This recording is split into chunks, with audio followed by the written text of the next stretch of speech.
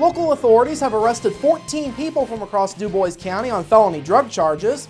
More on that. Plus, INDOT officials have announced plans for a stretch of highway in Pike and Davies counties that is prone to flooding.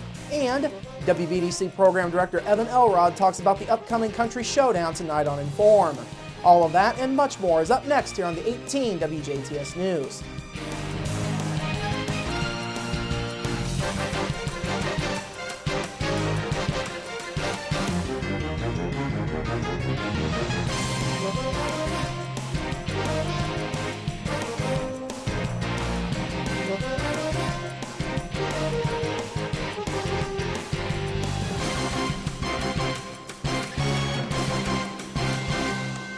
Hello, I'm Bradford Raths. We begin tonight with the early morning raid across DuBois County that resulted in the arrest of 14 people on felony drug charges. This morning, law enforcement agencies from across the area participated in the raid known as Operation Big Brother. The raid was initiated by DuBois County Deputy Prosecutor Beth Summersheim along with DuBois County Sheriff's Department Narcotics Officer John Anderson. Undercover Indiana State Police detectives also assisted in this case.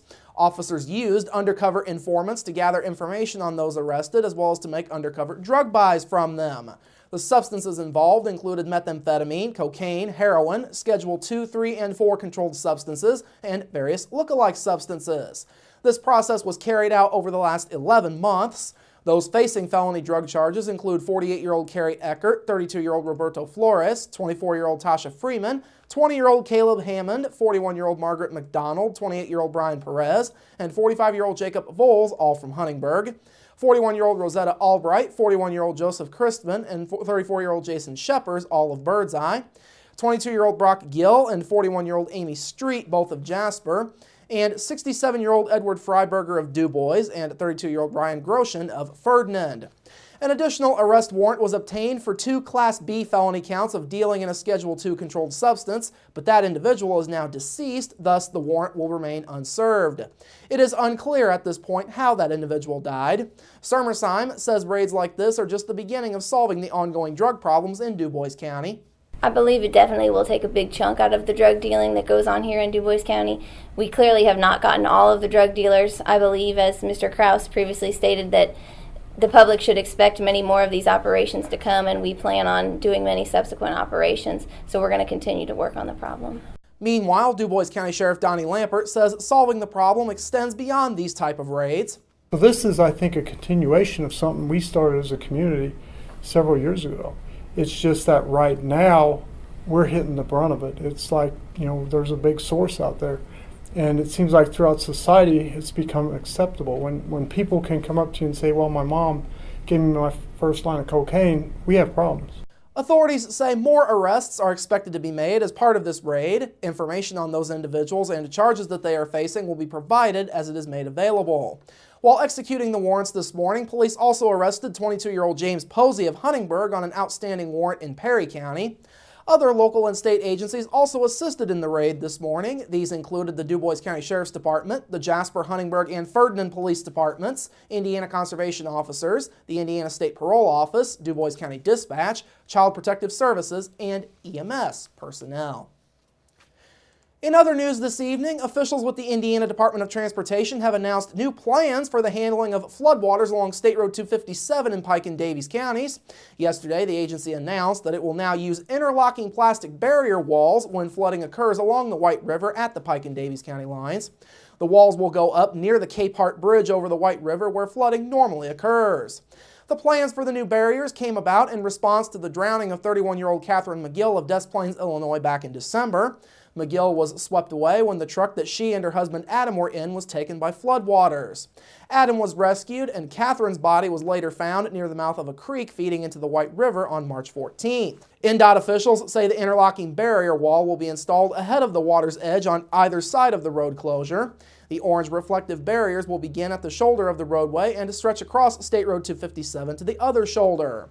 On the Davies County side of the river, the barrier wall will be placed in between the guardrails. On the Pike County side of the river, standard barricades will be put from the barrier walls to the right-of-way fences. The current plans for the area utilize signage at the intersection of State Road 257 and US 50, as well as at the junction of State Road 356 at Otwell. Warning message boards and staggered barricades are also part of the current plan. The staggering of the barricades is done to allow local traffic and emergency responders to get through as necessary. As always, NDOT is urging drivers to turn around and not drive through standing water when they encounter a flooded roadway. The National Weather Service says most flooding deaths occur in automobiles. 6 inches of standing water is enough to cause passenger cars to stall, and a foot of water will float many vehicles. For the latest road conditions, you can call 1-800-261-7623, or you can go online to trafficwise.in.gov. You may also find road information on NDOT Southwest's Facebook and Twitter pages. Folks who normally travel along US 231 between Huntingburg and Jasper will have to seek a new route later this month. The Indiana Department of Transportation says they will be closing US 231 in Huntingburg in order to repair the railroad crossing along that stretch of roadway.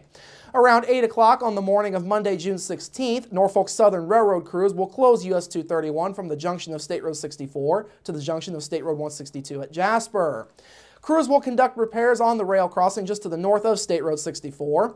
The work is expected to last through the work week, and weather permitting, all work is set to be done by 2 o'clock on Friday, June 20th. NDOT says local traffic will have access to the point of closure. The official detour will route traffic over State Roads 64 and 162. NDOT reminds motorists to follow the posted work zone speed limit, use caution, and to consider worker safety when traveling through a work zone. For the latest news and information on NDOT, again, you can go online to in.gov/NDOT. The town of Ferdinand is now set to look into affordable housing as more jobs are coming in. During Tuesday night's meeting, the Ferdinand Town Council began discussing ideas for residential housing. The discussions come at a time when MasterBrand is bringing in nearly 300 new employees to work at its Ferdinand plant. Town Council President Ken Seacard says one of the issues is finding a happy medium with potential builders. What we're finding out as I get into this with developers and stuff, it costs a lot of money to put up residential housing when you have to develop the entire area. And yet from the municipal side, we don't have the money to sit there and put in the streets and the curb and guttering and the sanitary sewers and all of that stuff. So it's kind of like we got this big circle, and we just got to find a way that we can all meet and work together to get some things going. Seacard says in the end, getting people to live in Ferdinand will be vital for the town's future. The people coming in are going to be a tremendous asset to us because there's the property tax on their residents, but then they're going to, we need the residents anyway in town for our school system, to remain strong and continue to build there. So, we'll even work on getting them involved in trying to see what we can do because we all need people in town for everybody to survive. The housing discussion is set to continue during the council's next meeting, which is set for July 8th. Now, there have been several workforce housing projects announced across Du Bois County over the last month or so. Recently, the Jasper City Council heard from Miller Valentine on its plans to renovate part of the former Jofco building along Vine Street for use as 1- and 2-bedroom apartments. That project would create 60 to 70 units at a total cost of $12 to $13 million. Meanwhile, Huntingburg has also gotten in on the housing idea. The city is currently applying for the 2014 Stellar Communities designation, and one of the major projects tied to the designation would be new housing located on the north side of the railroad overpass that will soon be built. Huntingburg Mayor Denny Spinner says that project would have 2 phases, one that would see 30 new apartments and a second that would create up to 75. The apartments would be available in 1, 2, or 3-bedroom layouts. Spinner says that project would likely start sometime next year or in 2016. Indiana Governor Mike Pence has announced the next round of grant funding for school safety, and several local schools were among those that got money. Yesterday, the governor announced $9 million in grant funding as part of the Secured School Safety Grant Program. This is the second time the grant money has been dispersed, as local schools received their first round of funding back in the fall. The program provides matching grants to school corporations applying to conduct threat assessments, purchase equipment to restrict access to the school, or to employ a trained school resource officer. Locally, Greater Jasper schools were awarded $25,000 towards the employment of a resource officer. The Northeast Du Bois School Corporation got $35,000 for security equipment. The Southeast Du Bois Corporation got just over $23,000 towards equipment, and the Southwest Du Bois School Corporation was awarded $50,000 towards employing a resource officer and buying equipment. Among other schools in the area, Washington Community Schools got $50,000 to employ a school resource officer. Lagodi schools were awarded just over $4,200 for equipment, and Shoals Community Schools were awarded over $33,000 towards equipment purchases. The Pike County School Corporation also received just over $37,000 to employ a resource officer and buy equipment. North Spencer schools were not listed as a recipient during this round of funding. Finally this evening, today marked a day of firsts for the Huntingburg Fire Department. This morning, Huntingburg Clerk Treasurer Tom Dipple swore in Paula Hemmer and her husband Josh as the department's newest members. This marks the first time that a woman has been appointed to serve on the department. It's also the first time that a husband and wife combo have served on the department together. Fire Chief Scott Patberg says though it is a unique scenario, the Hemmers bring a lot to the department. It's kind of exciting having them both on. They're both experienced. He's a first responder. She's obviously an EMT, and I think that that part of it, the guys, everybody at the department knows her because when we're on first responder runs, we're running into Paula. She's on the ambulance a lot in this area, so it is kind of exciting to have her. She's going to be. They're both going to be a nice fit with our department, I believe. The appointment of the Hemmers brings the number of firefighters in the Huntingburg department up to 28. Josh Hemmer graduated from Southridge High School back in 2004 and later attended Vincennes University. The 28-year-old Holland native spent 10 years as a first responder for the Holland Fire Department before moving to Huntingburg last year to serve as an officer on the Huntingburg Police Department, a role he has held for the past year. Meanwhile, Paula Hemmer graduated from Forest Park High School in 1999. She has worked as an EMT with Memorial Hospital for nearly 13 years now.